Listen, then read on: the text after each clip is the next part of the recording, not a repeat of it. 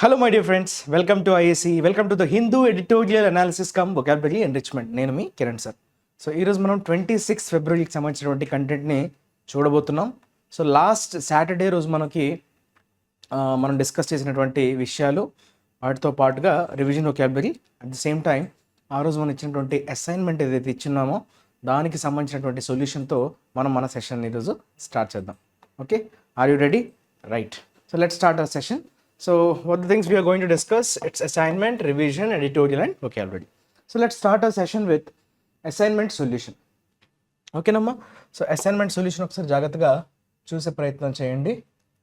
Okay, so this has been asked కదా, right? Assignment solution, right?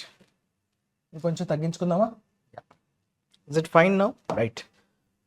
Okay, you have got some clues here. So ఇది ఒక noun అని చెప్పుకున్నాం. All vowels are present.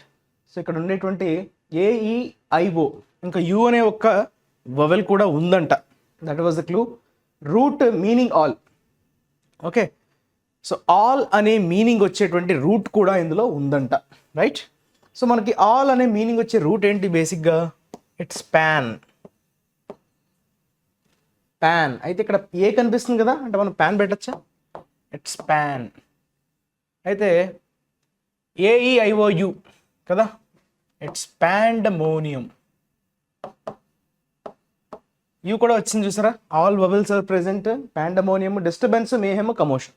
So disturbance అన్నా, mayhem అన్నా, commotion అన్నా pandemonium యొక్క synonyms ఇవన్నీ. Right. Mayhem, commotion, disturbance. Right. వీటిని మీరు రీకాల్ చేస్తూ ఉండాలి. చాలాసార్లు మనకి చదివేటప్పుడు ఈ వర్డ్స్ కనిపిస్తూ ఉంటాయి. మేహెమ్ అని కానీ, కమోషన్ అని కానీ, క్యాఓస్ అని కానీ, డిస్టర్బెన్స్ అని కానీ. ఓకే, పాండమోనియం అన్న. సో గందరగోళ వాతావరణాన్ని ఉద్దేశించి మనం పాండమోనియం అంటాం. మొత్తం అనిశ్చితి, గందరగోళం వాతావరణాన్ని చెప్పేటప్పుడు we use the word pandemonium. That's a noun. Clear? తర్వాత దీనికి సంబంధించినటువంటి ఎర్రర్స్ అమ్మ. Germany's parliament is expecting to pass. చూసారా, ఇది మళ్ళీ తప్పు. ఎక్స్పెక్టింగ్, అది ఎక్స్పెక్ట్ చేయదు. Is expected. దాన్ని అందరూ ఎక్స్పెక్ట్ చేస్తారు పాస్, లాని పాస్ చేయడానికి అందరూ ఎక్స్పెక్ట్ చేస్తున్నారు. ఇది ప్యాసివ్ వాయిస్లో ఉండాలి. Is expected to pass a law on Friday. Legalise అన్నాడు. చూసారా, లీగలైజ్ అనే వర్బ్ రావాలంటే ముందు సబ్జెక్ట్ ఉండాలి కదా. అంటే దీని అర్థం ఏంటి? అది వర్బ్గా వాడకూడదు. ఆన్ ఫ్రైడే లీగలైజింగ్ అంటే పార్టిసిపల్ రావాలి. Extra information. Legalising the cultivation and consumption of a limited amount of cannabis, regularising the behavior of the 4.5 million Germans estimation to use the drug. మళ్ళీ చూసారా, ఇక్కడ మళ్ళీ ఎక్కడ పొరపాటు కనిపిస్తుంది. Estimation to use the drug. Germans estimation, ఇక్కడ ఎక్కడో తప్పు వస్తుందమ్మా. 4.5 మిలియన్ అనేది ఎస్టిమేషన్ కాదు. ఎస్టిమేటెడ్ అంటే వాళ్ళు లెక్క కట్టిన. ఓకే, 4.5 మిలియన్ జర్మన్స్ ఉండొచ్చు అని లెక్క కట్టడం. Estimated, right, to use the drug. So ఇవి మనకి ఎర్రర్స్ అనమాట. సో ఇక్కడ లీగలైజ్ అనేది వర్బ్గా పెట్టాడు. That is wrong. You have to change it in to participle which is nothing but extra information. Legalising, regularising. Okay, ప్యారలిజంని మనం ఫాలో అవుతున్నట్టే. Okay, right. తర్వాత ఇక్కడ ఎస్టిమేటెడ్. రైట్, ఇది కూడా మనకి వర్బ్ లాగా ఫంక్షన్ అవ్వట్లా. ఓకే, ఇది కూడా ఎక్స్ట్రా ఇన్ఫర్మేషన్. ఎస్టిమేటెడ్ అమౌంట్ అంటాం కదా. ఎస్టిమేటెడ్ అమౌంట్ అనేది యాడ్జెక్టివ్గా వాడతాం. రైట్. సో పార్టిసిపల్ అనేది యూజువల్గా యాడ్జెక్టివ్ సెన్స్లో వాడతాం అది. ఓకే, కాకపోతే అదంతా ఒక ఫ్రేజ్లో ఉంటుంది కాబట్టి దాన్ని మనం యాడ్జెక్టివ్ అనం, ఒక పార్టిసిపల్ ఫ్రేజ్ అని చెప్తుంటాం. Right. It always gives you that extra information about your noun. Clear? Next let's talk about revision vocabulary. చాలా ఇంపార్టెంట్ అమ్మా. ఆర్బిట్రరీ అంటున్నాడు, which is an adjective in nature. Arbitrary అంటే ఏంటమ్మా? ర్యాండమ్ అని చెప్పుకున్నాం. ఆర్బిటరీగా వ్యవహరించడం అంటే వారికి తోచినట్లుగా, వారికి నచ్చినట్లుగా. ఓకే, ఇష్టారాజ్యం అంటారు. రైట్. అంటే దానికంటూ ఒక రీజనబుల్గా లేకుండా వారికి ఎప్పుడు ఏది నచ్చితే అది చేయడం. ఆర్బిటరీగా చేయడం అంటారు ఆర్బిటరీ. సో ర్యాండమ్ అనే మీనింగ్ రావాలి. ర్యాండమ్ అనే మీనింగ్ వచ్చే వర్డ్ ఏదైనా ఉందా చూడండి. So which is used in negative context. Random. Whimsical అనే పదం ఇంపార్టెంట్. విమ్సికల్, దాన్నే మనం ర్యాండమ్ అని చెప్పచ్చు. Or you can use the word capricious. ఈ వర్డ్ చాలా ఇంపార్టెంట్, రాసుకోండి అమ్మా. క్యాప్రీషియస్ అంటే ఏంటంటే స్థిరంగా లేకపోవడం. ఓకే, ఒక దాని మీద స్థిరంగా లేకుండా క్యాప్రీషియస్గా ఉండడం అంటే ఫికిల్ మైండెడ్ అని కూడా అంటారు, రైట్? అంటే మీకు ఎలా తోస్తే అలా చేస్తుంటారు, అంటే ఒక డిసిప్లిన్, ఆర్డరు అట్లాంటివి ఏవి మెయింటైన్ చేయకుండా మీకు తోచినట్లుగా మీరు చేయటం, రైట్? వితౌట్ ఎనీ రీజనబుల్గా లేకుండా ఉండేదాన్ని మనం విమ్సికల్ అంటాం, which is nothing but arbitrary, unreasonable అని చెప్పొచ్చు. సో నెగటివ్గా జనరల్గా వాడతాం ఆర్బిట్రరీ, రైట్? తప్పులు తడకలతో నచ్చినట్లుగా, ఇష్టారాజ్యంగా, రైట్? ఆ వ్యవహారంతో వాడతాం. ఓకే, సో అది ఆర్బిట్రరీ అన్న పదానికి అర్థం అమ్మ, రైట్? ర్యాంపెంట్ అన్నాడు, ఇది కూడా అలాంటిదే. ర్యాంపెంట్ అంటే చాలా ఎక్కువ, విరివిగా అని చెప్పుకున్నాం, గుర్తుందా? Corruption is rampant in India. So ఆ కాంటెక్స్లో మనం నేర్చుకోవడం జరిగింది. సో ఆ నేపథ్యంలో ర్యాంపెంట్ అన్నది చాలా విరివిగా అనే మీనింగ్లో వాడతాం, రైట్? ఇక్కడ అన్రిట్రైన్డ్ అని పడింది, దట్ ఈస్ అన్రిస్ట్రైన్డ్ అమ్మ. ఇది ఎస్ పెట్టుకోవాలి, మర్చిపోయాను, అది చేంజ్ చేసుకోండి. సంథింగ్ ఈజ్ అన్రిస్ట్రైన్డ్ అంటే దాని మీద ఎటువంటి అడ్డంకులు లేవు. So there is no restrictions, that is called unrestrained. అంటే దాన్ని ఎవరు ఆపలేకపోతున్నారు. సో అది అన్కంట్రోల్డ్ వేలో ఉండడం. అన్రిస్ట్రైన్డ్ అన్న, అన్కంట్రోల్డ్ అన్న సేమ్. ఓకే, అన్కంట్రోల్డ్ అంటే ఏంటి? దాన్ని ఎవరు కూడా ఆపలేరు, దాన్ని ఎవరు కూడా అడ్డుకోలేరు, అడ్డుకోని విధంగా అంత లెవెల్లో వెళ్ళిపోతుందని అర్థం. అన్రిస్ట్రైన్డ్ ఆర్ అన్కంట్రోల్డ్ అనే సెన్స్లో మనం వాడచ్చు. అలానే వైడ్ స్ప్రెడ్, ఓకే, ఈ పదం కూడా వాడచ్చు మనం. Wide spread, corruption is wide spread, corruption is rampant, రెండు ఒకటే, రైట్? తర్వాత అన్బ్రిడిల్డ్, ఇది కూడా మంచి వాడమ్మా. బ్రిడిల్ అంటే జనరల్గా ఏంటి? కళ్ళేమంటాం కదా, కంట్రోల్ చేయడం. సో దేన్నైనా మీరు కంట్రోల్ చేస్తానంటే బ్రిడిల్ చేస్తున్నట్టు. అన్బ్రిడిల్డ్ అంటే you cannot control, out of control అనమాట. సో అది beyond the control of something is unbridled అని అంటాం, రైట్? సో ఇవి మీరు నేర్చుకోవాల్సినటువంటి విషయాలు. సో ఎఫ్ని మనం ఆన్సర్గా పెట్టచ్చు. తర్వాత యాక్సీడ్. యాక్సీడ్ అనేది ఒక వర్బ్ అనుకున్నాం, దానికి టు అనేది ఫిక్స్డ్ ప్రిపోజిషన్ అని చెప్పుకున్నాం. యాక్సీడ్ టు సంథింగ్, టు అనేది ఫిక్స్డ్ ప్రిపోజిషన్ కాబట్టి తర్వాత నౌన్ రావాలి. సో యాక్సీడ్ టు సంథింగ్ అంటే అగ్రీ. ఓకే, అగ్రీ ఇది వర్బ్గా వాడతాం కాబట్టి అగ్రీ. అగ్రీ అనే దాన్ని మనం ఆన్సర్గా పెట్టచ్చు, రైట్? అగ్రీ. తర్వాత రీకోర్స్ అన్నాడమ్మా. రీకోర్స్ అనేది ఏంటి?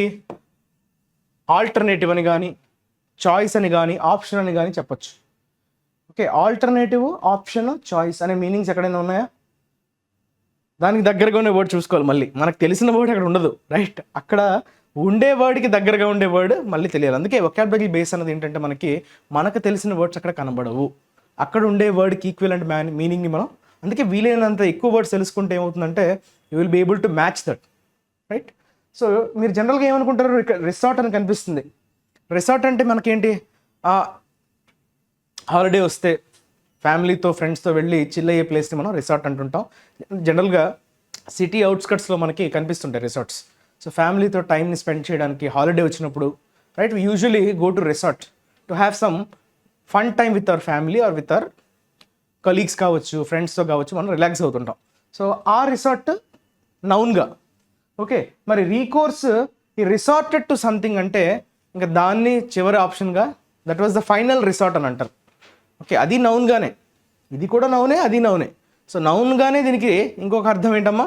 ఫైనల్ రిసార్ట్ అంటే final option, final alternative, right? C will be your correct answer. Okay, option చెప్పచ్చు, పాసిబిలిటీ అని చెప్పచ్చు. ఆప్షన్, పాసిబిలిటీ, ఓకే, అలానే ఆల్టర్నేటివ్ వేరు, ఆల్టర్నేటివ్ వేరు, అది కూడా ఇంపార్టెంట్. తర్వాత క్రెడెన్స్ అనడమ్మా, ఇది నౌన్. క్రెడెన్స్ అంటే దేన్నైనా మీరు యాక్సెప్ట్ చేయడం. గుర్తుందా మీకు ఎటర్జీలో చదివేటప్పుడు? సో యాక్సెప్టెన్స్ అనే పదం మనం చెప్పుకున్నాం, రైట్? సో కాంటెక్స్ట్ గుర్తెచ్చుకోండి. సో ఎటర్జీలో మనం ఏదైతే నేర్చుకున్నామో, so credence to something means you're showing your acceptance. So willingness అని చెప్తాం కదా, మీరు దాన్ని అంగీకరిస్తున్నట్టు. ఎసెంట్ అని కూడా చెప్తాం కదా, right? Confidence, Reliance, belief. Okay, confidence, belief, Reliance, ఇవన్నీ కూడా నౌన్స్ అమ్మ. Acceptance, confidence, belief, trust. Okay, దాన్ని మేము యాక్సెప్ట్ చేస్తున్నాం అన్నట్టుగా మీరు దాన్ని షో చేయడం. తర్వాత థ్రైవ్, ఇది వర్బ్. థ్రైవ్ అంటే ఏంటి? సంథింగ్ ఈజ్ థ్రైవింగ్ అంటే బాగా డెవలప్ అవుతుంది. సంథింగ్ ఈజ్ థ్రైవింగ్ అంటున్నారంటే అది మంచిగా రిజల్ట్స్ వస్తున్నాయి, బాగా ఏమంటాం, పెర్ఫామ్ చేస్తుంది అనే అర్థంలో వాడతాం. ఫ్లరిష్ అని చెప్పచ్చు. ఫ్లరిష్ అనే వర్డ్ ఇచ్చాడా? Yeah, yes, correct, exact word ఉంది, ఫ్లరిష్. ఓకే, బాగా పర్ఫామ్ చేస్తుంది, డెవలప్ అవుతుంది అనే సెన్స్లో మనం వాడతాం. బ్లూమ్, ఓకే, బ్లూమ్ అనొచ్చు. బ్లాసమ్, బ్లాసమ్ అంటే ఏంటమ్మా? వికసించడం. వికసిస్తూ ఉందంటే ఏంటి? డెవలప్ అవుతుంది కదా. డెవలప్ అనొచ్చు, గ్రో అనొచ్చు, బ్లాసమ్ అనొచ్చు, ఇంక్రీజు, ప్రాస్పర్. ఇది చాలా మంచి వర్డ్ ఇది, ప్రాస్పర్, డెవలప్. చూడండి ఎన్ని విషయాలు నేర్చుకుంటున్నారు, కానీ మీరు ఎవరు కూడా ఇంట్రెస్ట్ చూపించట్లేదు. ఏదర్ మీకు అన్నీ వచ్చేసైనా ఉండాలి, లేదంటే మీకు ఎగ్జామ్ మీద అవగాహన అయినా లేకపోయి ఉండాలి. ఎగ్జామ్లో అసలు ఎలా అడుగుతున్నాడో, మనం దానికి ఎలా సన్నద్ధం అవ్వాలి అనే విషయాల మీద మీకు క్లారిటీ లేకపోవడం వల్ల, లేదంటే ఇంత చదివేటందుకు మీకు ఇంట్రెస్ట్ లేకపోవడం వల్ల, రైట్? ఎన్ని విషయాలు మనం ఒక్క క్లాస్లో నేర్చుకుంటాం. ఒక ఫాస్ట్ ఫార్వర్డ్లో క్లాస్ని పెట్టుకుని వింటే చాలా తక్కువ టైంలో మీరు చాలా ఎక్కువ నేర్చుకోవచ్చు, రైట్? సో దీన్ని ఖచ్చితంగా సద్వినియోగం చేసుకోవాలి మీరు, రైట్? చిన్న చిన్న షార్ట్స్కి, చిన్న చిన్న వీడియోస్కి మనం చాలా ఎక్సైట్ అయిపోయి, రైట్, ఏదో నేర్చేసుకున్నామని ఫీల్ అవుతాం. అది ఫీల్ అవ్వడం మాత్రమే. యాక్చువల్ నాలెడ్జ్ అనేది మీకు ఎప్పుడు ఏంటంటే కనబడదు అనమాట. యాక్చువల్ నాలెడ్జ్ అనేది అంత వైరల్ అవ్వదు. సో దాన్ని మీరు అందిపుచ్చుకోవాలి. మీకు ఇచ్చినటువంటి ఓకే నాలెడ్జ్తో దాన్ని చూడగలగాలి, రైట్? మనం చూడలేకపోతున్నాం. సో దాన్ని చూసే ప్రయత్నం చేయండి, రైట్? నెక్స్ట్, ఈరోజు ఇచ్చినటువంటి ఆర్టికల్ని మనం డిస్కస్ చేద్దాం. That is our editorial with the title ఏంటమ్మా? ఎట్ ద హై టేబుల్ అన్నాడు. హై టేబుల్ అంటే ఇక్కడ మనకి ఏమర్థం అవుతుంది? కొంచెం ఎత్తులో ఉన్న టేబులా? దాని అర్థం ఏంటి? టేబుల్ అంటే బేసిక్గా ఇక్కడ మీటింగ్ జరిగింది. ఏ మీటింగ్ అన్నది మనం ఒకసారి చూద్దాం. సో ఆ మీటింగ్లో జరిగినటువంటి పరిణామాల గురించి ఈరోజు మనం డిస్కస్ చేయబోతున్నాం. సో దానికే శీర్షిక ఏంటమ్మా? ఎట్ ద హై టేబుల్ అన్నాడు. అయితే అది ఏ మీటింగ్కి సంబంధించినది చూద్దాం. The Raisina dialogue. ఇదమ్మా చాలా ఇంపార్టెంట్. ఇది మీకు జిఎస్ పాయింట్ ఆఫ్ వ్యూ నుంచి చాలా చాలా ఇంపార్టెంట్. రైజీనా డైలాగ్ అన్నది, డైలాగ్ అంటే ఏంటమ్మా? బాలయ్య డైలాగా, చిరంజీవి డైలాగా, రామ్ చరణ్ డైలాగా? ఆ డైలాగ్ కాదు. డైలాగ్ అంటే ఏంటంటే బేసిక్గా చర్చ. డై అంటే ఏంటి? Always when you see the root word di, it means two కదా. డైలెక్ట్ అంటాం, డయార్చీ అంటాం కదా. Di always refers to two.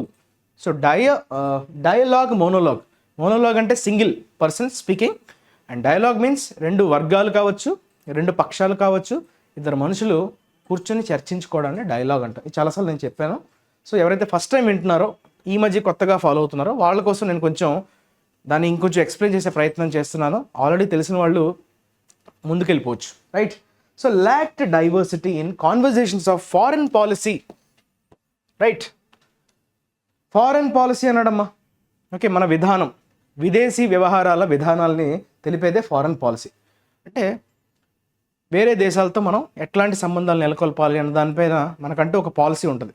ఆ ఫారెన్ పాలసీకి సంబంధించినటువంటి కాన్వర్జేషన్స్ ఏవైతే ఉంటాయో, చర్చలు ఏవైతే జరిగాయో, వాటిలో అంత డైవర్సిటీ లేదు, డైవర్సిటీ లోపించింది. అంటే ఎక్కువ మంది అందులో భాగం కాలేదు, కొంతమంది మాత్రమే పార్టిసిపేట్ చేశారు. సో మిగతా వర్గాలు ఎవరైతే పార్టిసిపేట్ చేయాలో వారి పార్టిసిపేషన్ అక్కడ మిస్ అయింది అన్నట్టుగా సో మనకి ఇస్తున్నటువంటి ఈ సబ్ హెడ్డింగ్ ద్వారా మనకు అర్థమవుతుంది. Raisina dialogue locked. అంటే ఇంతకీ రైజీనా డైలాగ్ అనేది ఏంటి, అది ఎక్కడ జరిగింది, సో అది ఎవరెవరిని ఇన్వైట్ చేస్తుంది అన్నది ఒకసారి మనం ఆర్టికల్లోకి వెళ్ళి చూసే ప్రయత్నం అయితే చేద్దాం. చూడండి ఒకసారి. వీటిని మీరు మంచిగా నోట్స్ రూపంలో దీంట్లో వచ్చే ఇన్ఫర్మేషన్ అంతా మీరు ఒక చోట రాసుకోవచ్చు. Okay, it will definitely help you. Right, at the 9th edition of the annual Raisina dialogue. ఈ ఒక్క ఫ్రేజ్ను చూసారా? ఈ ఫ్రేజ్లోనే చాలా ఇన్ఫర్మేషన్ దాగుంది. ఏంటమ్మా? ఒకటి 9th edition అంటున్నాడు, యాన్యువల్ అంటున్నాడు, రైజీనా డైలాగ్ అన్నాడు. అంటే ప్రతి ఇయర్ జరిగేటువంటి ఒక కాన్క్లేవ్, అది ప్రతి ఇయర్ జరిగేటువంటి మీటింగ్, అది కూడా 9th edition అంటున్నాడు. అంటే అర్థం ఏంటి? 9th అంటే 9 years బ్యాక్ ఇది స్టార్ట్ అయింది. First edition 9 years back, right? 2016లో ఇది స్టార్ట్ అయినట్టుగా మనకు అర్థమవుతుంది. External affairs minister S Jaishankar called India a bridging power, a country seeking common ground through a multi-vector policy and playing the role of a Vishwamitra or friend of the world. Okay, ఈ డైలాగ్లో ఈ Raisina dialogue ఇది యాక్చువల్గా ఢిల్లీలో conduct చేస్తారమ్మా. ప్రతి year జరిగేటువంటి ఒక చర్చా వేదిక ఇది. So it's a platform or it's a conclave, it's a meeting. Okay, so which is usually held once in a year. Annual అన్నాడు కదా, once in a year New Delhi host చేస్తుంది దాన్ని. ఎక్స్టర్నల్ అఫైర్స్ దాన్ని కండక్ట్ చేస్తుంది అనమాట. దాని రెస్పాన్సిబిలిటీ ఇది conduct చేయడానికి external affairs, ministry of external affairs, విదేశీ మంత్రిత్వ శాఖ దీన్ని కండక్ట్ చేస్తుంది. సో విదేశీ మంత్రిత్వ శాఖ చెందినటువంటి మినిస్టర్ ఎస్ జైశంకర్ ఆయన ఏమన్నారు, ఇండియాని ఒక బ్రిడ్జింగ్ పవర్గా ఆయన ప్రొజెక్ట్ చేశారు, పేర్కొన్నారు. బ్రిడ్జింగ్ పవర్ అంటే ఏంటి, అందరినీ కలుపుకొని పోయేటువంటి పవర్ ఉన్నటువంటి ఒక దేశంగా పేర్కొన్నారు. బ్రిడ్జింగ్ పవర్ అంటే, బ్రిడ్జ్ అంటే ఏంటి అక్కడ, సో కనెక్ట్ చేయడం. బ్రిడ్జ్ పని ఏంటి, కనెక్ట్ చేసేదే కదా, ఒకవైపు నుంచి ఇంకో వైపుకి బ్రిడ్జ్ అన్నది.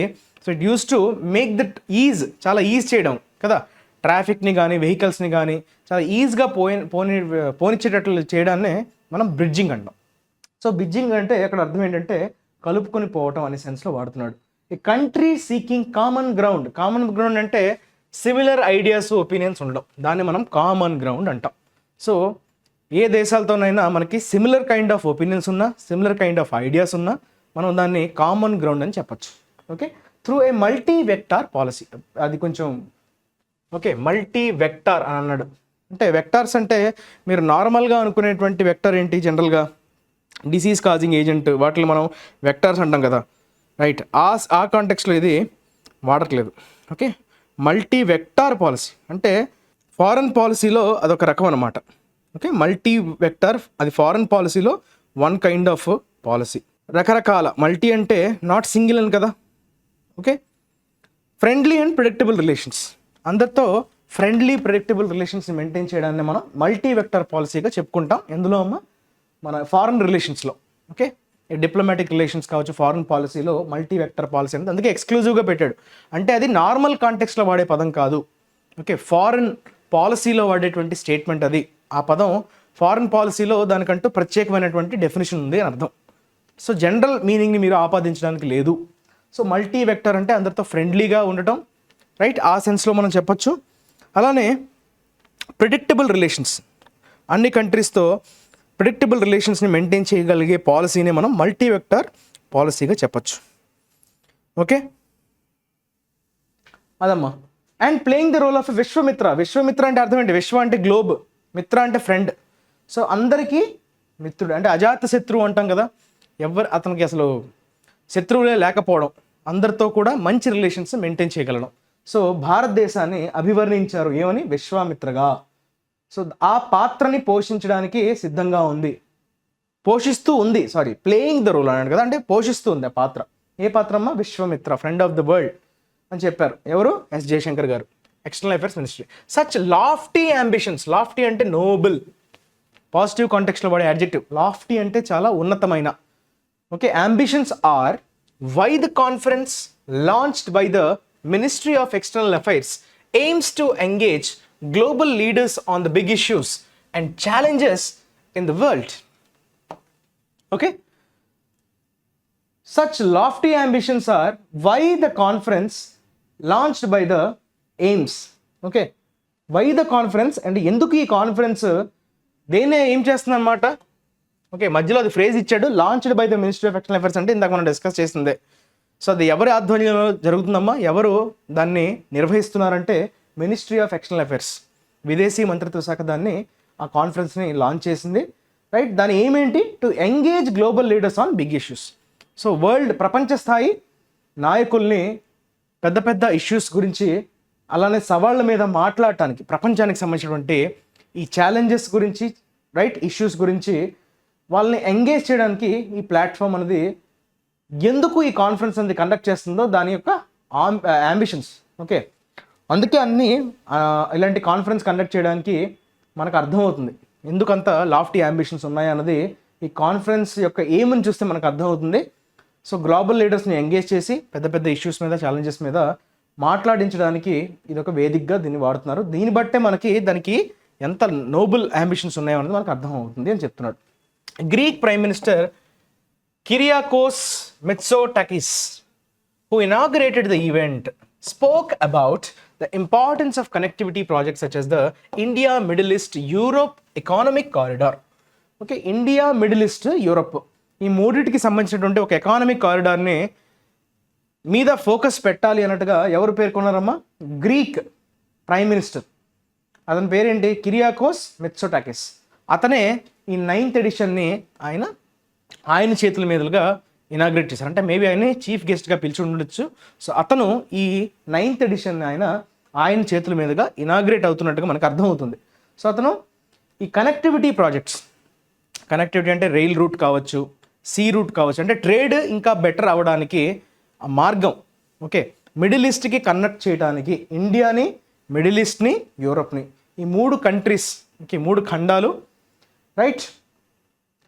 సో ఈ 3 ఖండాలు అనకూడదు కానీ ఈ దేశాలు, రైట్, ఇందులో ఉండే కంట్రీస్తో మనం ఒక ఎకనామిక్ కారిడార్ అంటే బిజినెస్ బాగా ఇంప్రూవ్ చేయడానికి ఆ కనెక్టివిటీని పెంచుకోవాల్సినటువంటి అవసరం ఉంది. వాటికి సంబంధించినటువంటి కనెక్టివిటీ ప్రాజెక్ట్స్ అంటే సీ పోర్ట్స్ కావచ్చు, రైల్వే నెట్వర్క్స్ కావచ్చు, వాటిని ఎస్టాబ్లిష్ చేయడం. కనెక్టివిటీ ఏంటి? అనుసంధానం పెంచుకోవడం, రైట్. దాని మీద ఆయన ఫోకస్ చేయడం జరిగింది. Global governance, the inequality at the top of the UN security council and the need for reform were discussed. Okay, global governance. So ప్రపంచవ్యాప్తంగా జరుగుతున్నటువంటి పాలనా వ్యవస్థ మీద డిస్కషన్ జరిగిందంట. దాంతోపాటు అసమానతలు ఎక్కడ? UN security council. సో దాంట్లో జరుగుతున్నటువంటి అసమానతల మీద కూడా డిస్కషన్ అనేది జరిగిందంట. And the need for reform were discussed. So దానికి సంబంధించినటువంటి మార్పులు చేర్పులు ఏవి చేయాలి, సంస్కరణలు ఎట్లాంటివి తీసుకొని రావాలి అనే వాటి మీద చర్చ అయితే జరిగిందంట అందులో. సో వేటి గురించి మాట్లాడారంటే global governance and inequality at the top, అసమానతలు. ఓకే, యుఎన్ సెక్యూరిటీ కౌన్సిల్లో మనకి 5 పర్మనెంట్ మెంబర్స్ ఉంటారు. వాళ్ళు ఎవరు అన్నది మీరు కమెంట్ సెక్షన్లో మెన్షన్ చేయాలి, right. India is not the part of UN security council. ఎప్పటి నుంచో మనం సెక్యూరిటీ కౌన్సిల్లో మనం కూడా ఒక మెంబర్గా ఉండాలి. అన్ని అర్హతలు మనకు ఉన్నా కూడా మనం అందులో పర్మనెంట్ మెంబర్షిప్ తీసుకొని రాలేకపోతున్నాం. చైనా ఉంది అందులో, ఒకటి చెప్పేశాను. మిగతా ఏంటన్నది 5 కంట్రీస్ ఉన్నాయి. వాటిని మీరు కమెంట్ సెక్షన్లో మెన్షన్ చేయండి. ఓకే, సో దానికి కావాల్సినటువంటి రిఫార్మ్స్ ఏం చేయాలన్నది కూడా డిస్కస్ చేయడం జరిగింది. India's rightful place at the high table of global decision making, or as Mr Jaishankar put it, to be a player rather than a playing field, was referred to repeatedly as was India's success in hosting the G20 last year. Last year G20ని మనం చాలా బాగా host చేసినందుకు successful అయ్యాం. చాలా ఎక్కువ మన్ననలు పొందాం, అందరూ మెచ్చుకున్నారు. సో ఆ హోస్టింగ్ చేసేటువంటి ఎక్స్పీరియన్స్తో మనం ఏంటి, టు బీ ఏ ప్లేయర్, మనం ఇంకా ప్లేయింగ్ ఫీల్డ్ కాదలుచుకోవట్లేదు. అంటే మేము ప్లేయింగ్ ఫీల్డ్ అంటే ఏంటి, అందరు దాన్ని వాడుకుంటారు. బట్ ప్లేయర్ అంటే వాడు డిఫరెంట్ మూవ్స్ని వాడు వేస్తాడు. సో ప్లేయర్ అనేవాడు అక్కడ ఇంపార్టెంట్. ప్లేయింగ్ ఫీల్డ్ అని ఇంకా మేము ప్లేయింగ్ ఫీల్డ్గా ఉండాల్సినటువంటి అవసరం లేదు, ప్లేయర్గా మారాలనుకుంటున్నాం, right. We have the capability, మాకు ఆ కేపబిలిటీ ఉంది. G20ని హోస్ట్ చేసినప్పుడే అది బయటపడింది అన్నట్టుగా జయశంకర్ గారు దాన్ని చెప్పే ప్రయత్నం అయితే చేశారు. ఓకే, ఇండియాస్ రైట్ఫుల్ ప్లేస్ అంటే దానికి డిజర్వింగ్ అని అర్థం. రైట్ఫుల్ ప్లేస్ అంటే మీనింగ్ ఏంటమ్మా, విచ్ ఇట్ డిజర్వ్స్, దానికి దక్కాల్సినటువంటి పొజిషన్. రైట్ఫుల్ ప్లేస్ అంటే దానికి అన్ని అర్హతలు ఉండటం, కానీ రావట్లేదు. సో అన్ని అర్హతలు ఉండి కూడా at the high table of global decision making అంటే యుఎన్ సెక్యూరిటీ కౌన్సిల్లో ఉండాల్సినటువంటి అన్ని అర్హతలు ఉన్నా కూడా మనం లేకపోవడం అన్న దానిపైన చర్చలు అయితే జరిగాయంట. ఓకే, రెఫర్ టు రిపీటెడ్లీ, ప్రతిసారి రిపీటెడ్గా దాని మీద ఓకే రెఫర్ చేస్తూ మాట్లాడారంట. ఎలాగో ఇండియా సక్సెస్ఫుల్ అయింది G20ని హోస్ట్ చేయడంలో last year. Due to the G20 foreign ministers meeting in Brazil, there was no senior ministerial presence from the P5 or the major G7 or BRICS 10 countries. అయితే ఇప్పుడు మనం మాట్లాడుతున్నటువంటి రైజీనా డైలాగ్లో okay G20 foreign ministers బ్రెజిల్లో జరుగుతుంది. So ఆ నేపథ్యంలో senior ministers ఎక్కడి నుంచి, మనం ఇందాక అనుకున్నాం కదా P5, ఓకే పవర్ఫుల్ 5, P5 అని చెప్పాడు కదా. P5 అంటే ఇందాక మనం అనుకున్నాం కదా యూనియన్ సెక్యూరిటీ కౌన్సిల్లో P5 అని. Okay, permanent members of the United nation security council మనం ఏమంటాం అంటే P5 అని చెప్పుకుంటుంటాం, రైట్. పర్మనెంట్ మెంబర్స్ అని అర్థం. Okay, permanent members 5 are the major G7 countries. So G7 countries ఏవేవో మీరు కమెంట్ సెక్షన్లో మెన్షన్ చేయొచ్చు. అలానే బ్రిక్స్ 10 కంట్రీస్. సో ఈ పర్టికులర్ గ్రూప్స్ ఏవైతే ఉన్నాయో P5 కావచ్చు, G7 కావచ్చు, బ్రిక్స్ 10 కావచ్చు, G20 ఫారెన్ మినిస్టర్స్ మీటింగ్ బ్రెజిల్లో జరుగుతుంది. సో దానివల్ల సీనియర్ మినిస్టర్స్ ఎవరు, ఈ గ్రూప్స్కి చెందినటువంటి మినిస్టర్స్ ఎవరు కూడా హాజరు కాలేకపోయారు మన రైజీనియా డైలాగ్లో. హౌఎవర్, కాకపోతే ద లార్జ్ మినిస్టీరియల్ కంటింజెంట్ అంటే ఏంటమ్మా, గ్రూప్, కంటింజెంట్ అంటే ఒక రిప్రజెంటేషన్ అనే మీనింగ్ వస్తుంది. From central and eastern Europe which included all ministers of the Baltic Nordic forum. ఇది కూడా చాలా ఇంపార్టెంట్. మనకి ఏదైనా కనిపించిందంటే దానికి సంబంధించినటువంటి పుట్టు పూర్వోత్తరాలు తెలుసుకునే ప్రయత్నం అయితే చేయాలి. బాల్టిక్ నార్డిక్ ఫోరం ఇది ఒక వేదిక. ఇందులో కూడా కొన్ని కంట్రీస్ అనేవి part of Baltic, okay, Nordic forum అని అంటారు. సో దీనికి సంబంధించినటువంటి ఓకే మినిస్టర్స్, దాంతోపాటుగా సెంట్రల్ ఈస్టర్న్ యూరోప్ సంబంధించినటువంటి మినిస్టీరియల్ గ్రూప్ కూడా అటెండ్ అయ్యారు. Okay, enabled a new diplomatic outreach for the government that is seeking trade agreements and investment ties with this part of Europe that is often overlooked but competitive economically. Okay, ఈ part of the యూరోప్ని చాలామంది overlook చేసేస్తుంటారు. ఆఫ్ట్ అన్నాడు కదా, ఆఫ్ట్ అంటే అర్థం ఏంటమ్మా? Often, తరచు overlook చేసేస్తుంటారు, పట్టించుకోరు. ఎవరినమ్మా? ఈ సెంట్రల్ ఈస్టర్న్ యూరోప్కి సంబంధించినటువంటి గ్రూప్. ఓకే, ఆ పార్ట్ ఆఫ్ ద యూరోప్ని చాలామంది యూజువల్గా ఓవర్లుక్ చేసేస్తుంటారు, కానీ వాటికి కూడా ఆ శక్తి ఉంది. ఓకే, ఎకనామికల్లీ కంపీట్ చేసే శక్తి అయితే వాటికి కూడా ఉన్నాయి. అయితే ఈ బాల్టిక్ నార్డిక్ ఫోరంకి చెందినటువంటి కంట్రీస్ ఏమన్నది మీరు కమెంట్ సెక్షన్లో అయితే మెన్షన్ చేయండి. ఓకే, కొన్ని అయితే ఫిన్లాండ్, స్వీడన్, నార్వే, ఈ కంట్రీస్. ఓకే, సో మిగతావి ఏంటన్నది మీరు కామెంట్ సెక్షన్లో మెన్షన్ చేయండి, అందరికీ తెలియాలి. సో కొంచెం రీసెర్చ్ చేయండి, ప్రతిదీ మీరు ఓకే రీసెర్చ్ చేస్తూ చదివితే చాలా బాగా విషయాల మీద అర్థం అవుతాయి, right? So Baltic Nordic forum అది మీకు జిఎస్ పాయింట్ ఆఫ్ వ్యూలో మీకు ఇంపార్టెంట్ కదా. సో ఇంకా డిప్లొమాటిక్ అవుట్రీచ్ అన్నాడు కదా, ఎనాబిల్డ్ అంటే స్టార్ట్ చేశారు. ఓకే, ఎనాబిల్డ్ అంటే ఎనాబిల్ చేయడం అంటే ఏంటో, ఎనాబిల్, డిజాబిల్. ఎనాబిల్ అంటే దేన్నైనా ఇనిషియేట్ చేయడం అనే సెన్స్లో వాడతాం. న్యూ డిప్లొమాటిక్ అవుట్రీచ్, సో గవర్నమెంట్ని అప్రోచ్ అయ్యారు ఈ ట్రేడ్ అగ్రిమెంట్స్ కోసం, ఇన్వెస్ట్మెంట్ రిలేషన్స్ కోసం. టైస్ అంటే ఏంటమ్మా? సంబంధాలని కలుపుకోవడానికి ఈ పార్ట్ ఆఫ్ ద యూరోప్ అన్నది ఇండియాతో సమావేశం కావటానికి హాజరైంది, రైట్? అది the greater part of the conversations however focused on global conflicts. ప్రపంచపరమైనటువంటి కొన్ని విభేదాలు కావచ్చు, ఓకే, కాన్ఫ్లిక్ట్స్ కావచ్చు. సో అది పెద్ద సింహభాగం. గ్రేటర్ పార్ట్ అంటే ఎక్కువ వరకు దానిపైననే డిస్కషన్స్ అనేవి జరిగాయి, దాని మధ్యనే సంభాషణలు అయితే జరిగాయి అంట. దేని మీద? గ్లోబల్ కాన్ఫ్లిక్ట్స్ని బేస్ చేసుకొని.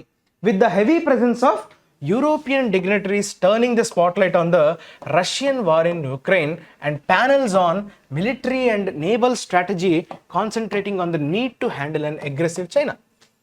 అయితే ఎక్కువ మంది యూరోపియన్ డిగ్నిటరీస్తో నిండిపోయిందంట ఆ conference.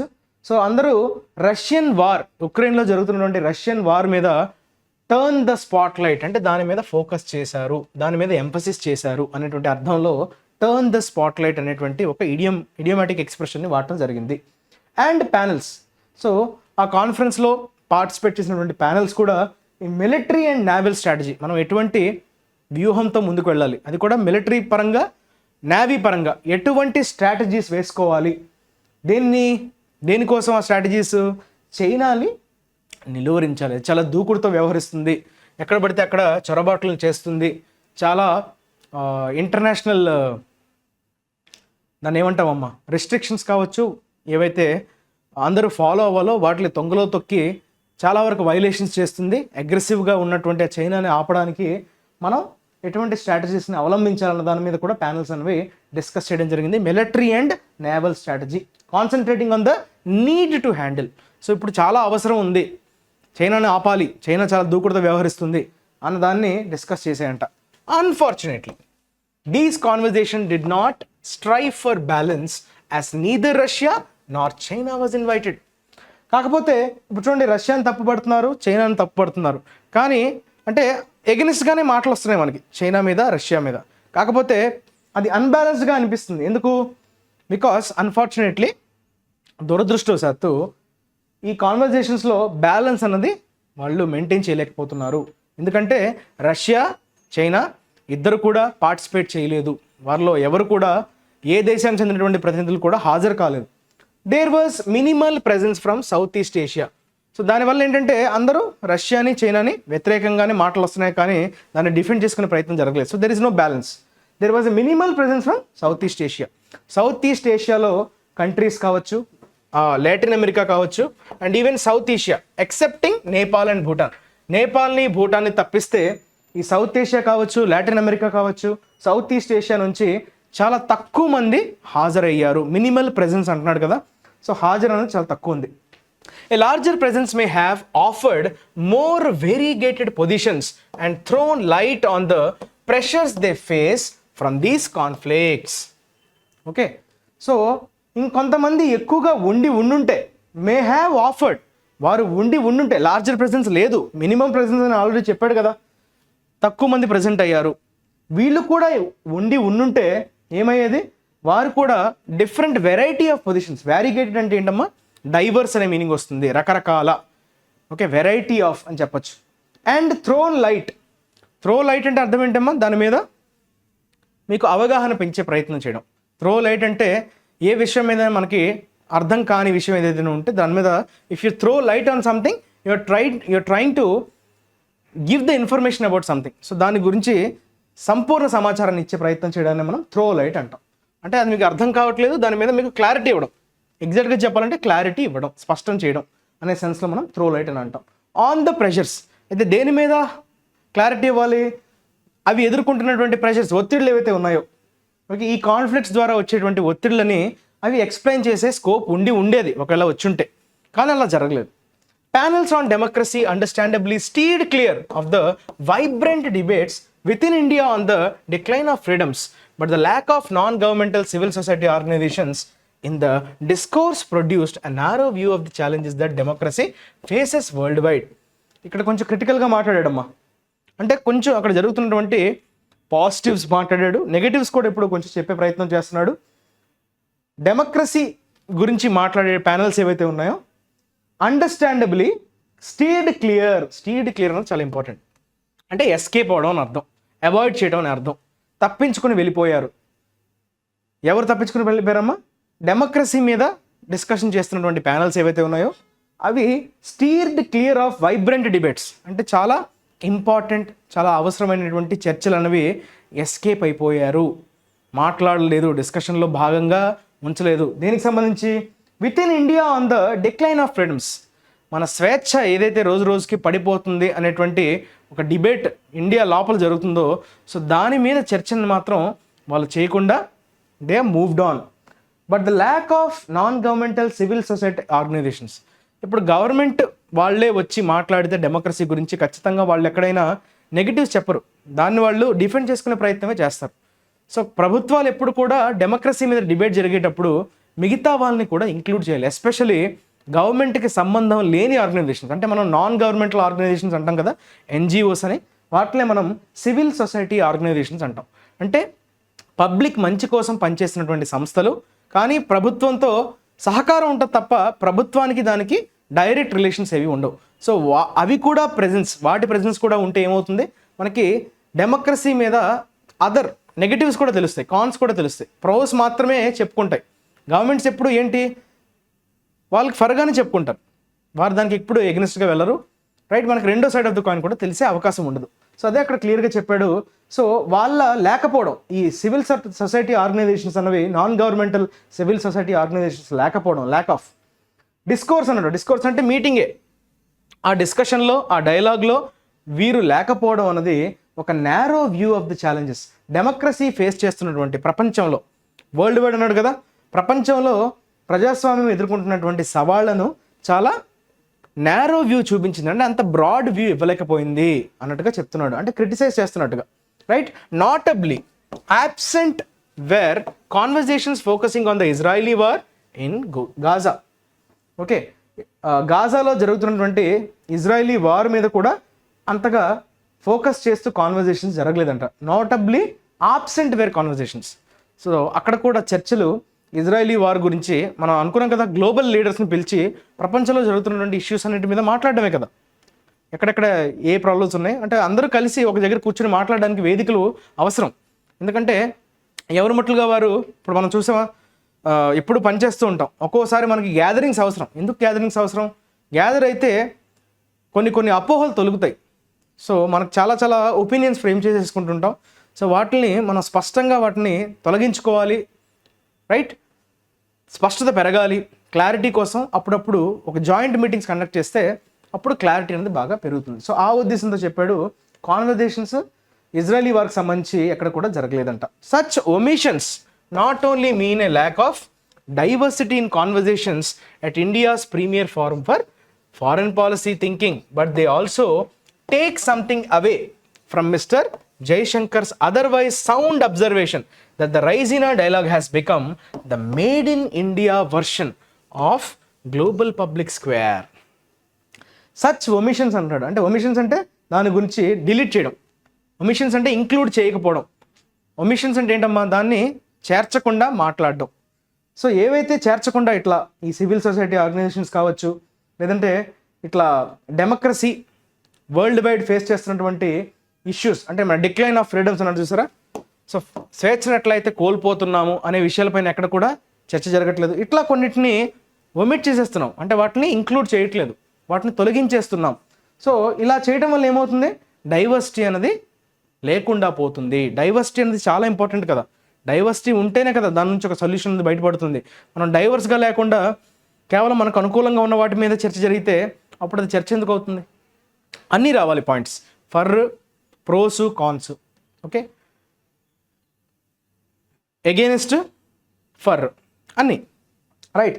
So only mean a lack of diversity, అక్కడ డైవర్సిటీ అనేది లోపిస్తున్నట్టుగా క్లియర్గా మనకు అర్థమైంది. At India's premier forum for foreign policy thinking, అంటే దేన్ని ఉద్దేశించి అంటున్నాడు, రైజీనా డైలాగ్ గురించి చెప్పాడనమాట. ఇండియాస్ ప్రీమియర్ ఫారం, ఫారం అంటే ఏంటమ్మా, ఫారం అంటే ప్లాట్ఫామ్ అని అర్థం, వేదిక అంటాం కదా, ఫారం అంటే వేదిక, సింగులర్, దాని plural fora, forum fora, okay. Premier forum, premier అంటే superior, higher, okay, premier quality అంటాం కదా, that is premier, okay. Foreign policy thinking సంబంధించినటువంటి ఒక పెద్ద వేదిక, ప్రీమియర్ ఫారం ఇది. ఏది, ఈ Raisina dialogue, okay, Raisina dialogue, yes. But they also take something away from, take something away అంటే దాని నుంచి మనం గ్రహించవచ్చు. ఏం గ్రహించవచ్చు? టేక్ సంథింగ్ అవే అంటే తీసుకుని పారిపోవడం కాదమ్మా. Take something away from mister Jaishankar's otherwise sound observation. Sound observation అంటే ఏంటమ్మా, సౌండ్ అంటే సాలిడ్ అని, సౌండ్ అంటే అక్కడ ధ్వని అని మీనింగ్ రాదు, సౌండ్ని యాడ్జెక్టివ్గా వాడాం.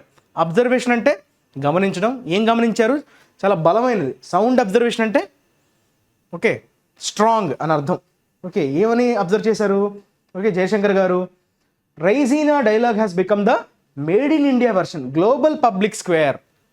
గ్లోబల్ పబ్లిక్ స్క్వేర్ అంటే గ్లోబ్ మొత్తం మాట్లాడుకునే ఇష్యూస్ మీద మనం ఇది మేడ్ ఇన్ ఇండియా వర్షన్గా మనం దీన్ని చెప్పుకోవచ్చు అని చెప్తున్నారు. సో గ్లోబల్ పబ్లిక్ స్క్వేర్ అంటే అక్కడ అందరూ వచ్చి డిస్కషన్ చేసుకుంటారు. అలాంటిది ఇండియాలోనే అదొకటి, అంటే మా వర్షన్ ఇది, okay. It's our version of global public square అని చెప్తున్నారు ఆయన, okay. So made in India version అని అంటాం, ఇది మా వర్షన్, మా స్టైల్లో. ఇక్కడ కూడా అన్ని గ్లోబల్ ఇష్యూస్ మీదనే డిస్కషన్ జరుగుతాయి అన్నట్టుగా చెప్పడం జరిగింది. That is all about today's editorial. Now let's discuss about today's words, okay. కొత్తగా వచ్చిన వర్డ్స్ని ఒకసారి ఫాస్ట్గా డిస్కస్ చేసే ప్రయత్నం చేద్దాం. డెవల్యూషన్ నౌన్ అమ్మ, ఐఓఎన్ కనిపిస్తుంది కదా, so that is a noun. Devolution అంటే ఏంటి, ట్రాన్స్ఫర్ అనే మీనింగ్ వస్తుంది. The Solomon Islands is a constitutional monarchy with substantial devolution of power, share to provincial governments. Devolution అంటే షేరింగ్ అని, ట్రాన్స్ఫర్ అని, ఓకే, డెలిగేషన్ అని, ట్రాన్స్ఫర్ అని కూడా చెప్పచ్చు. Movement of power or responsibility from one person to, okay, or group to another. ఒక person నుంచి కానీ ఒక గ్రూప్ నుంచి వేరే గ్రూప్కి ఆర్ వేరే పర్సన్కి ట్రాన్స్ఫర్ ఆఫ్ పవర్, రెస్పాన్సిబిలిటీని, పవర్ని ట్రాన్స్ఫర్ చేయడమే, ఓకే. ట్రాన్స్ఫర్ ఆర్ డెలిగేషన్ అని కూడా చెప్పచ్చు. దాన్నే డెవల్యూషన్ ఆఫ్ పవర్ అంటారు. తర్వాత టిప్ సంథింగ్ ఓవర్. టిప్ ఇవ్వడం అంటే మీరు బేరర్కి ఇచ్చే టిప్ కాదు ఇది, okay. Careful, be careful not to tip that cup of coffee over. అంటే ఒక సైడ్కి పడిపోయేలాగా చేయటం, fall over on to one side, ఒక సైడ్కి ఒరిగిపోయేలాగా, ఒక సైడ్కి పడిపోయేలాగా, that is called tip over something. Tick someone or something over, right, అదొక ఎక్స్ప్రెషన్ అమ్మ. తర్వాత కాబుల్ సంథింగ్ టుగెదర్. కాబుల్ అన్నాడు. కాబుల్ అంటే ఏంటంటే ఫాస్ట్గా దేనైనా చేయడం, ఓకే. కేర్ఫుల్గా చేయట్లేదు కానీ త్వరగా చేసే ప్రయత్నం చేయడం. అంటే ఫాస్ట్గా గాబరుగా మీరు ఏదో చేస్తున్నారు కానీ అంత నెమ్మదిగా అబ్జర్వ్ చేస్తూ కేర్ఫుల్గా చేయకుండా ఫాస్ట్గా చేయడం, that is called Kabul something together. I just had to Kabul this meal together from what I had in the fridge. ఫ్రిడ్జ్లో ఏముందో త్వరగా ఫాస్ట్గా మనం ఎస్పెషల్లీ ఆఫీస్కి బయలుదేరే టైంలో ఎక్కడికైనా వెళ్తున్నామంటే ఆ ముందు మనకు మా అమ్మ మదర్ కావచ్చు, భార్య కావచ్చు, ఏమండి కొంచెం తినేసి వెళ్ళండి, నాన్న కొంచెం తినేసి వెళ్ళరా అంటే మనం ఏం చేస్తాం, ఫాస్ట్గా ఏదో తినేసి పరిగెడతాం.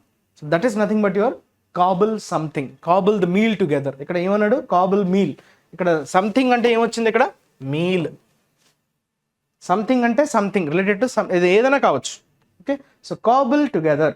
So to do or make something quickly and not very కేర్ఫుల్గా కాకుండా క్విక్గా చేయడం. నెక్స్ట్ గ్లిచ్ అన్నాడమ్మా. గ్లిచ్ అంటే ఎర్రర్, టెక్నికల్ గ్లిచ్ అంటాం కదా. A technical glitch has happened, technical error, mistake, bug అంటాం. ఇవంతా కంప్యూటర్ వైరస్ కాంటెక్స్ట్లో మనం ఈ పదాలు వాడతాం. బగ్ అని కానీ, హిచ్ అని కానీ, ఫ్లా అని కానీ, డిఫెక్ట్. ఫ్లా అంటే ఎర్రర్ కదా, మిస్టేక్ కదా, డిఫెక్ట్ అంటే ఎర్రర్, మిస్టేక్ అదే మీనింగ్ కదా. సో గ్లిచ్ని మనం నౌన్గా వాడచ్చు. ఓకే, నౌన్గా వాడతాం. ఫ్యూ గ్లిచెస్ ఉన్నాయంటే ఫ్యూ ఎర్రర్స్ ఉన్నాయి, బగ్స్ ఉన్నాయి అని అర్థం. ఓకే, అంటే ఏదో ఒకటి అడ్డుకోవడం అనమాట. ప్రాజెక్ట్లో అవుట్పుట్ రాకుండా, అది ఉండడం వల్ల మనకి రిజల్ట్ రాకుండా అది ఇబ్బంది పెడుతూ ఉంటుంది. అందుకే దాన్ని మనం గ్లిచ్ అంటాం. ఏదో technical error, technical glitch, technical mistake, technical bug అని అంటాం.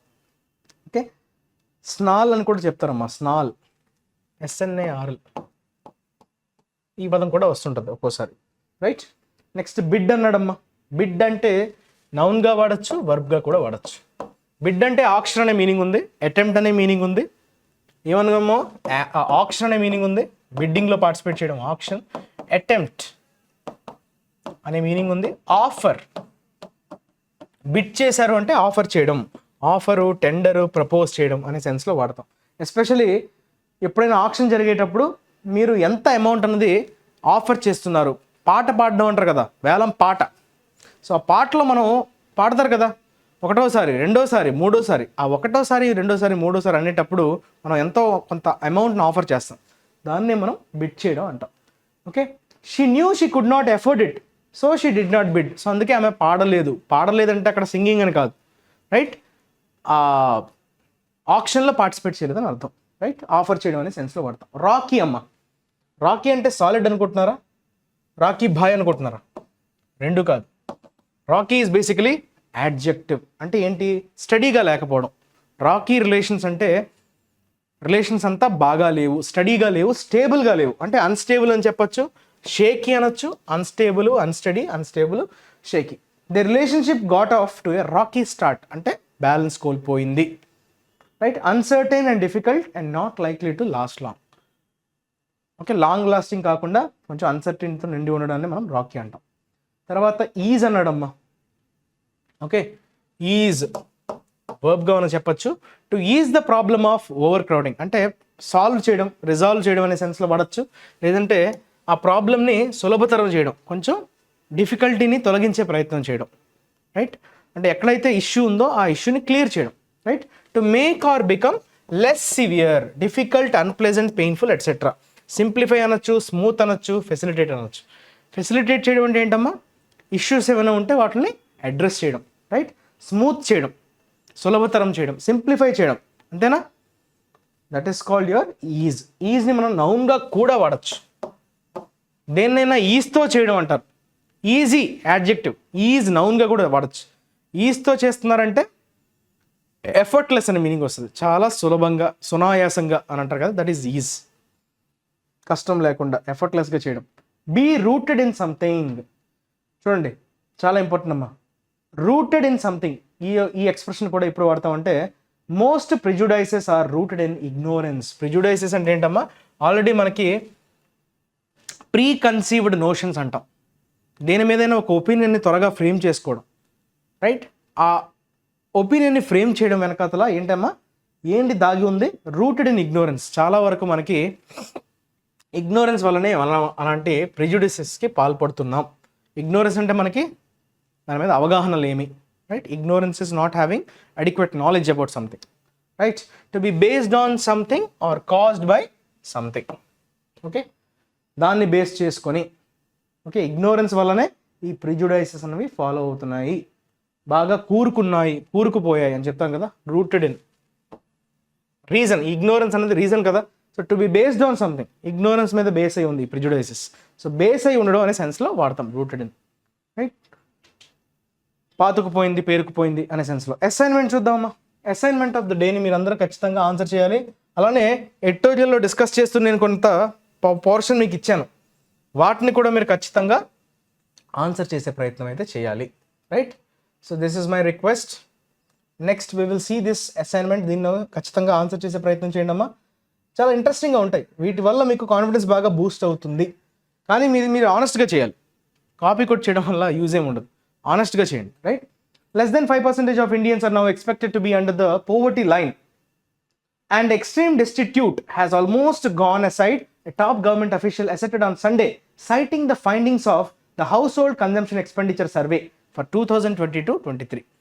సో 2022-23 సంవత్సరానికి గాను house hold consumption expenditure survey అనే సర్వే నుంచి వచ్చినటువంటి ఫైండింగ్స్ అన్నాడు. ఫైండింగ్స్ అంటే మీనింగ్ ఏంటమ్మా? అవుట్కమ్స్. సో అందులో వచ్చినటువంటి అవుట్పుట్ని బేస్ చేసుకొని ఈ చెప్పారనమాట. ఇది 5% ఇండియన్స్ ఓకే పావర్టీ లైన్కి దిగువగా ఉన్నారు. ఎక్స్ట్రీమ్ డెస్టిట్యూట్ హెస్ ఆల్మోస్ట్, ఇవన్నీ చెప్పేస్తున్నాను, రేపు చెప్పాలి నేను. కానీ దీనిలో ఉండేటువంటి ఎర్రర్స్ ఏవైతే ఉన్నాయో వాటిని మీరు లొకేట్ చేసి కమెంట్ సెక్షన్లో ఖచ్చితంగా మెన్షన్ చేయండి. వీడియోని లైక్ చేయడం మాత్రం మర్చిపోవద్దు. Please show your support in the form of likes, right.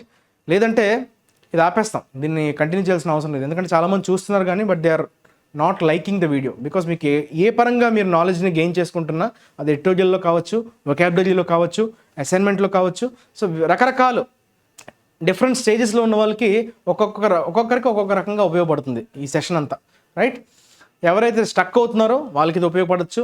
అసలు కంప్లీట్గా అర్థం కాని వాళ్ళకి రివిజన్ వొకాబులరీ ద్వారా ఎంతో కొంత నాలెడ్జ్ అనేది మీరు గెయిన్ చేస్తుంటారు. కాబట్టి ఖచ్చితంగా అయితే వీడియోని లైక్ చేయండి. క్లూస్ ఏమన్నాడమ్మా? 1 2 3 4 5 6 7 లెటెడ్ వర్డ్, రైట్. ఈ 7 లెటెడ్ వర్డ్కి సంబంధించినటువంటి క్లూస్ ఇవ్వడం జరిగింది. 1 2 3 4 5 6 7. అది వర్బ్, బేసిక్గా అది వర్బ్ అంట. దానికి నౌన్ ఫామ్ కూడా ఉంది. ఎస్కేప్, ఫ్లీ అనేటువంటి మీనింగ్తో దీన్ని వాడతాం, okay. So what is that verb అన్నది మీరు చెప్పాలి, right. You have got 2 letters ఇచ్చాను, ఎందుకంటే కొంచెం టైట్ చేయడానికి. ఎందుకంటే క్లూస్ ఇచ్చాను కాబట్టి మీరు టైట్గా ఉంటేనే కొంచెం టైం ఎక్కువసేపు దాని మీద ఇన్వెస్ట్ చేస్తారు, right. So thank you for watching. మళ్ళీ రేపు మీ ముందుకు వచ్చేస్తాను కొత్త విషయాలతో. అంతవరకు stay tune to IACE. Take care, have a nice day. Your Kiran sir signing off.